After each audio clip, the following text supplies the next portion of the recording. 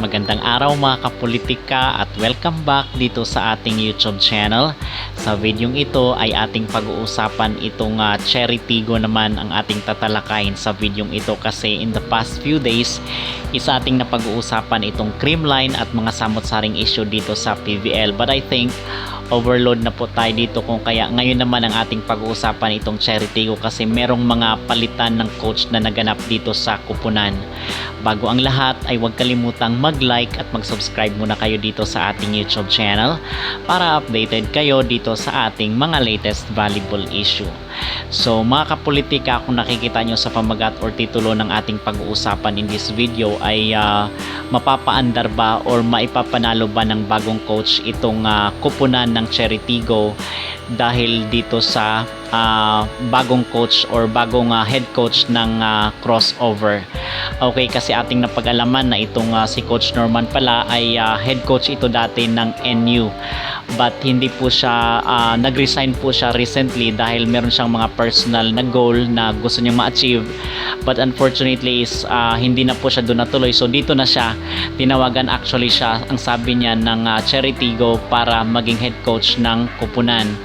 Okay, ba kasi meron sa tingin natin mga kapolitika ang reason behind, kasi ang sinasabi doon base sa kanilang naging official statement, itong si Coach Kung Fu daw ay maging head coach na ng ay maging mag-focus siya doon sa kanyang pagiging head coach dito sa UST, dito sa collegiate tournament. So hindi pwede na dalawa yung kanyang pagtutuunan, kinakailangan na iisa lang, kasi kung dito sa Cherry Tigo siya and then andun din siya sa UST, so kumbaga nahati yung kanyang oras. Okay, so dito is ang sabi doon sa official statement is mag-focus na lang daw itong si Coach Kung Fu dito sa kanyang team sa UST.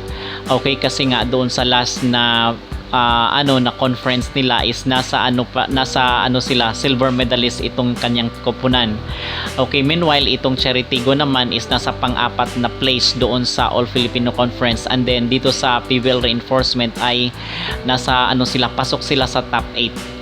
Okay, so maybe ngayon is naghahanap itong management ng acceleration mga kapolitika, at kumbaga meron namang improvement na at least is mapapasama sila dito sa top 3. Okay, or makapag-podium itong kanilang kupunan. Yun ang nakikita ko base sa aking personal nakita, kasi recently is talagang walang masyadong ganap itong Cherry Tigo. Maraming kulang talaga sa kanila. So yung naging problema, ano ba yung naging problema ng Cherry Tigo dito sa sa All Filipino Conference at dito sa PVL Reinforcement, kasi nakikita natin doon na even naglaro na itong si Ea Laure, itong superstar ng Cherry Tigo, ay talagang kapos pa rin talaga sila, especially doon sa All Filipino Conference na natalo sila ng Petrogas, at most especially dito sa PVL Reinforcement na wala rin itong si Ea Laure. So in other words ay talagang hindi maganda yung naging road ng Cherry Tigo dito sa makakatapos lang na PVL League, kung kaya gusto rin naman siguro ng management na at least or somehow magkaroon ng improvement at makapag-podium itong kanilang kupunan. Okay, ang naging problema kasi ng Cherry Tigo mga kapolitika ay talagang yung depensa, at wala silang reliable na magaling na setter, yung madiskarte na setter na matatawag natin. Okay, at the same time yung spiker nila is kulang rin, at yung mga veteran rin kasi nila na mga spiker is hindi rin ganoon ka-reliable, at minsan is nagko-commit ng prone rin sa mga errors. So yun talaga ang pinakamalaking problema ngayon ng Cherry Tigo na kinakailangan lang masolusyonan, kung kaya sa tingin natin ito ang pinaka main reason bakit nagpalit ng coach ang Cherry Tigo crossover. Okay, so andito pa rin naman so far itong si Coach Kung Fu at itong si Coach Aaron ay andito pa rin sila sa Cherry Tigo. It's just that nasa sideline lang sila, but ang pinaka main driver talaga ng kupunan is itong si Coach Norman na nagaling sa NU Bulldogs, na kung saan is nakapag-champion na rin ng team doon. So somehow is baka siya ang maging tulay para magkaroon ng difference itong crossover.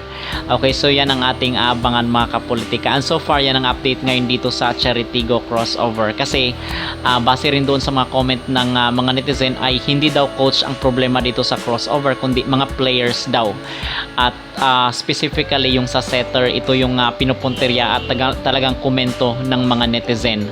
Okay, so dito naman tayo from Cheritigo is dadako naman tayo dito sa Team Alas sa men's kasi ating nabalitaan na dumayo sa Italy itong ating Team Alas para doon mag-training ng 2 linggo mga kapolitika, and then after that is babalik sila dito sa ating bansa para dito sa Spikers Turf kasi ito daw ay ginagawa nila mga kapolitika para dito sa World Championship na gaganapin sa ating bansa next year.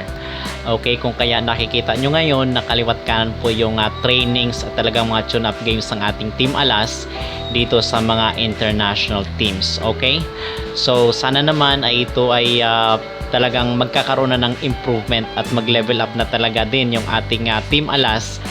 At sana this time around is matatalo na natin yung ating mga karatig bansa, especially itong Thailand at itong Indonesia, gayong kaliwat kanan na itong mga trainings sila internationally. Okay, so far ito yung ating talakayan ngayon, itong update dito sa pagpapalit ng coach ng Cheritigo, na kung saan nakikita natin mga kapolitika na naghahanap ng improvement at development itong may-ari or itong Cheritigo dito sa kanilang kupunan. Okay, so sa tingin nyo ba ano ang naging reason dito bakit pinalitan itong si Coach Kong Fu Reyes dito bilang head coach ng Cheritigo? At yung pangalawang tanong natin mga kapolitika ay mananalo na ba this time itong Cheritigo gayong pinalitan na yung kanilang coach dito sa PVL, dito sa kanilang kupunan na crossover? Mag-comment down below at huwag kalimutang mag-like at mag-subscribe na rin kayo dito sa ating YouTube channel para updated kayo dito sa ating mga latest valuable issue.